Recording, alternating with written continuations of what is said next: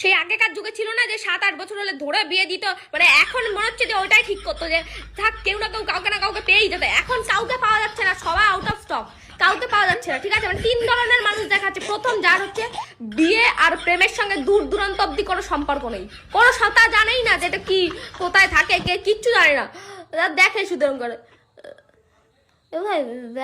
হাত ধরছে এরকম করে দেখে, ঠিক আছে? তারা বোঝেই না ওরা কি, মানে হাত কেন ধরবে, আরো কি কি করবে তার ঠিক নেই, তারা জানেই না।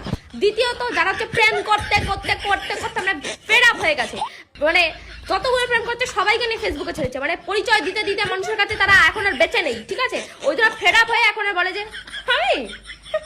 আমি সিঙ্গেল, জন্ম দিয়ে। এদিকে কত প্রেম করেছে তার ঠিক নেই, কারণ তারা লজ্জায় আর পরিচয় দিতে পারছে না, এত করেছে লজ্জায় আর পরিচয় দিতে পারছে না।